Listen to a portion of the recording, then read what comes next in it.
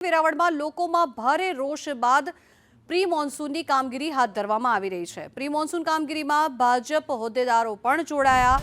ગાંવ ચલો અભિયાન અંતર્ગત લોકોએ રજૂઆત કરવામાં આવી હતી। ત્યારે ચોમાસામાં જુદા જુદા વિસ્તારોમાં પાણી ભરાઈ જવાની સમસ્યા થતી હોય છે, ત્યારે વેરાવળમાં 17 કિલોમીટરની જૂની ગટરોની સફાઈ અભિયાન હાથ ધરવામાં આવ્યું છે। વારંવાર લોકો દ્વારા રજૂઆત કરવામાં આવતી હતી, આંખ આડા કાન તંત્ર દ્વારા કરવામાં આવતા હતા, પરંતુ આ અભિયાન અંતર્ગત લોકો દ્વારા વારંવાર રજૂઆત કરવામાં આવી અને ત્યારબાદ વેરાવળમાં 17 કિલોમીટરની જૂની ગટરોનું સફાઈ અભિયાન હાથ ધરવામાં આવ્યું। જોકે સતત ચોમાસાના ગંદા પાણી ભરાઈ જતા હતા અને તેના કારણે સ્થાનિકોને ભારે હાલાકી પડતી હતી। વેરાવળ શહેરમાં પાલિકા તંત્ર દ્વારા પ્રી મોન્સૂનની કામગીરી હાલ શરૂ કરી દેવામાં આવી છે।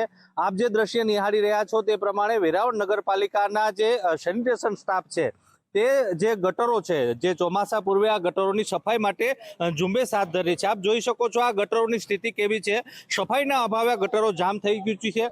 બીજી તરફ એક મહત્વની વાત સામે આવી છે કે પાલિકા તંત્રની સાથે સાથે શહેર ભાજપના સંગઠનના જે હોદ્દેદારો છે તે પણ આ સફાઈ અભિયાનમાં જોડાયા છે। આપ જોઈ શકો છો તે પ્રમાણે શહેર ભાજપ પ્રમુખ સહિતના જે સંગઠનના લોકો છે તે સફાઈ કર્મચારીઓ સાથે જે સફાઈની કામગીરી ચાલી રહી છે તેમાં મોનિટરિંગ કરી રહ્યા છે। આપણે શહેર ભાજપના પ્રમુખ છે શૈલેષભાઈ મેસવાણીયા, તેમની સાથે વાત કરવાનો પ્રયત્ન કરીશું। શૈલેષભાઈ, શું કહેશો? આપ સફાઈ કામગીરીમાં સાથે જોડાયા છે, શું આખો મુદ્દો છે?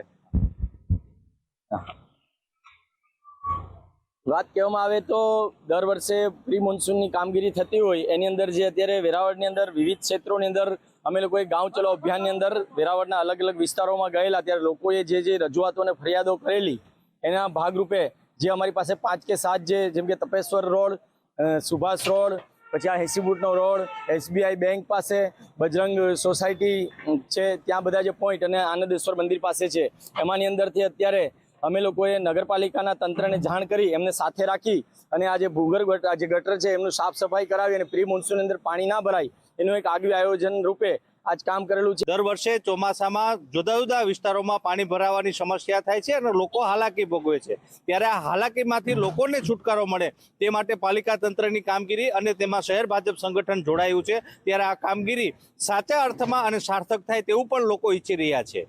રાકેશ આહિર, સંદેશ ન્યૂઝ, ગીર સોમનાથ।